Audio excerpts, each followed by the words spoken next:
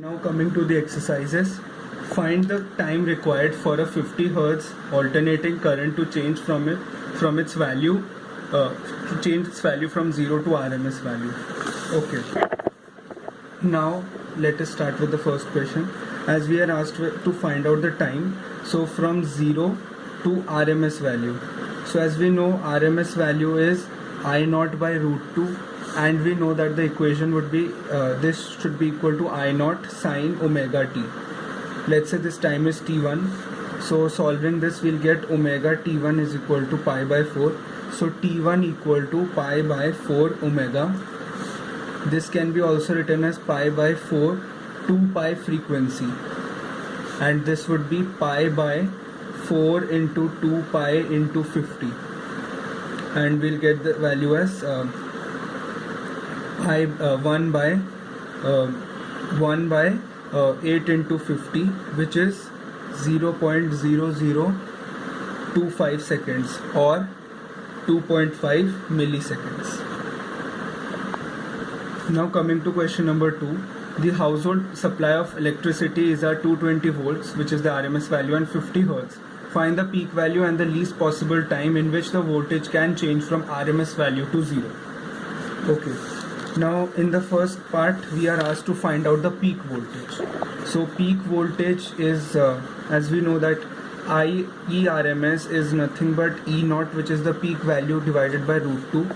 So RMS value is given to be 220. So 220 into 1.414 equal to E0. So E0 comes out to be 311 volts. Okay, now time taken for the current to reach from 0 to RMS value. Let's calculate that. Okay. So as we know that I is equal to, at any instant we can write down the equation of current as I is equal to I0 sine omega t. And as we know that in RMS, when RMS value is reached, I is I0 by root 2. So let us equate this. Cancelling this, we'll get omega t as pi by 4, and omega is equal to t is equal to pi by 4 omega, which can also be written as 4 into 2 pi into 50, and this would be equal to 2.5 milliseconds. Now coming to part number 3. A bulb rated 60 watt at 220 volts is connected across a household supply of alternating current of 220 volt. Calculate the maximum instantaneous current through the filament. Okay, so first of all let us find out the resistance, because as we are given the power, so we can easily calculate the resistance. Power and voltage are mentioned, so we can calculate. So we know that P is equal to V square by R. So R is equal to V square by P. So V is 60 and V is 220 and P is 60. So on solving we will get the value as power is 60, right? Yeah. So we'll get the value as 806.67. Calculation of resistance. Now we have to calculate E0. As we are asked to find out the maximum instantaneous current. So first of all, as we know resistance, we also know the value of E. So that is actually ERMS. So ERMS is actually E0 by root 2. So E0 would be root 2 times of ERMS, which is equal to root 2 into 220 volts. On solving this, we will get the value as 311 volts. Okay. Now V is equal to I into R. So here we can also write it as V0 and I0 if we are considering the peak voltages and peak current respectively. So I0 into R. So resistance is 806.67. I0 would be equal to 0.39 ampere. Now coming to question number 4. An electric bulb is designed to operate at 12 volts DC. If the bulb is connected to a AC source and gives normal brightness, what would be the peak voltage of the source? Now in this particular question, question number 4, it's mentioned that that in both the cases it gives normal brightness. So that just means that power in AC is equal to power in DC.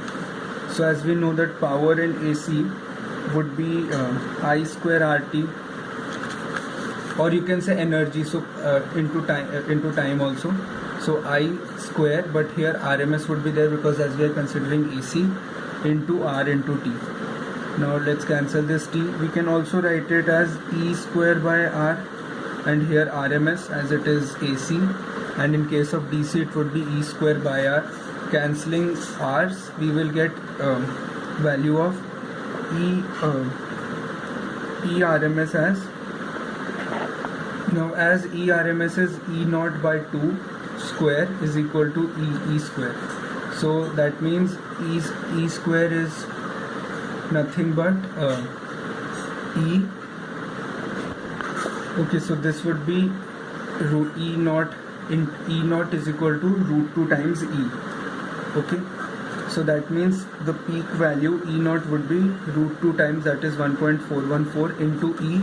E is here of the DC voltage, so the value comes out to be 17 volts approximately. Okay, now coming to question number 5. The peak power consumed by a resistive coil when connected to an AC source is 80 watt. Find the energy consumed by the coil in 100 seconds, which is many times larger than the time period of the source. Okay, so here, as we know that in question number 5, P is given to be 80 watts. Now, as we know that whenever we are dealing with questions of AC, we have to first of all find out the RMS value. So this is the peak power, that is P naught. So P RMS would be P naught by root 2.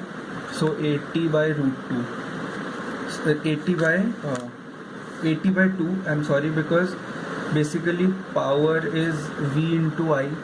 So power RMS would be V by root 2, V naught by root 2 into I naught by root 2. So this entire thing can be written as P naught, while root 2 into root 2 is 2. So that is why this formula comes out to be P naught by 2. So that means 40 watt, and energy is equal to power into time. So 40 into 100 seconds. So 100. So this comes out to be 4 kilojoules. Okay, now coming to question number 6. The dielectric strength of air is 3 into 10 power 6 volt per meter.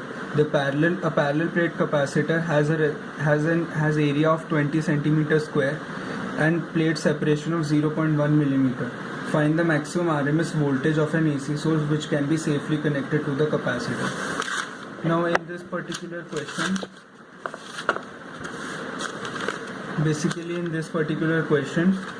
first of all we should find out the maximum current, that is V naught, that we can safely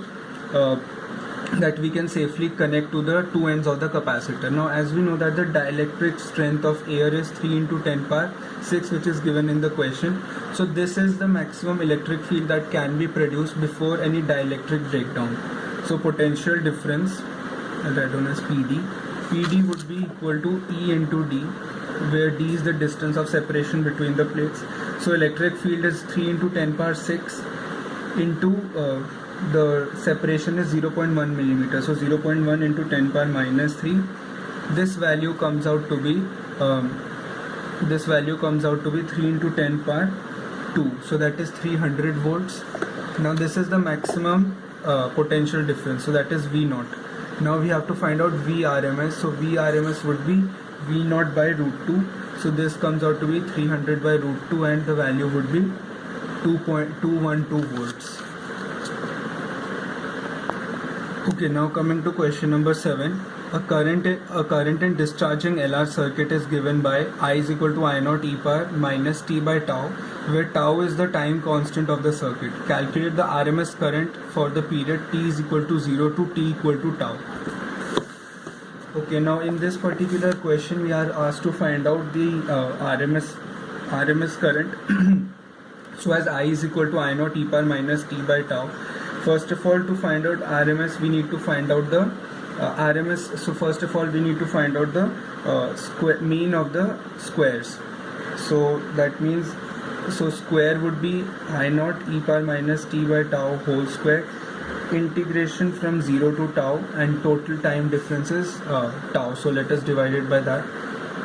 So on solving this, I is equal to I naught e power minus 2t by tau. This I naught is a constant value, so it will come out I naught square, I naught square by tau, 0 to tau integration e power minus 2t by tau. So on doing integration, simple integration, tau by 2 e naught raised to the power minus t by tau, and value is from 0 to tau. Okay, and there is one negative which also comes out.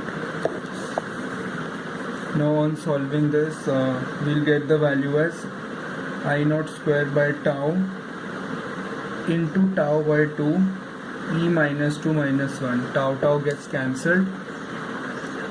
Okay, so minus I naught by 2, 1 minus e square by tau, 1 by e square minus 1.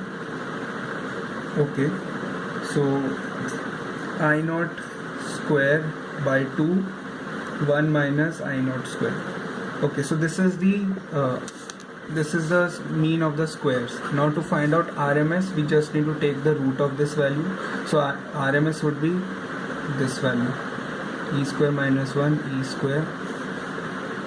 So value comes out to be I naught square by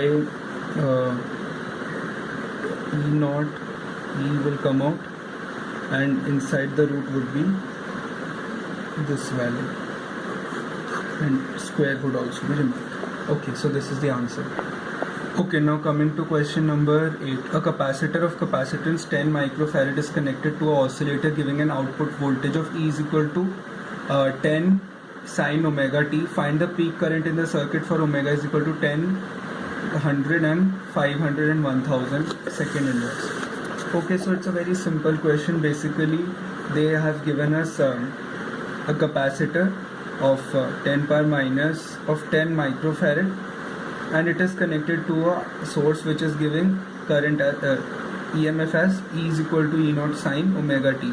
So first of all, in the case where omega is equal to 10, we are asked to find out the peak current. Okay, so in the first case, when omega is equal to 10 second inverse, so as we know that I naught is 10 from this equation, basically this is the peak value. So V is equal to IZ, because this is a AC circuit. So here there is only a capacitor, so peak current would be I equal to V by Z.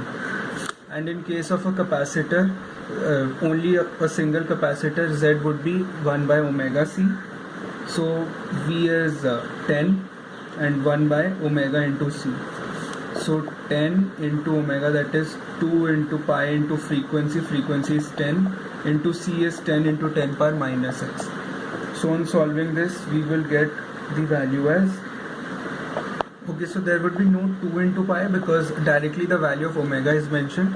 Okay, so on solving this, we will get the value as 10 power minus 3 ampere. Coming to part number B, omega is given to be 100 second inverse.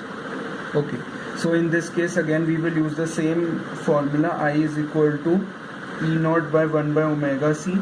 So 10 into omega into C. So 10 into 100 into C is 10 into 10 power minus 6. So on solving we will get the value as 10 raised to the minus 2 ampere. Now coming to part number C. Omega is given to be 500 second inverse, so we can directly now apply the formula I is equal to E naught omega C, as we used that in the previous one also. So here 10 and omega here is 500 into 10 into 10 power minus 6. Value comes out to be 0.05 ampere. And similarly in case of part D, omega is equal to 1000 second inverse, so I is equal to E naught omega C. Value comes out to be 0.1 on solving.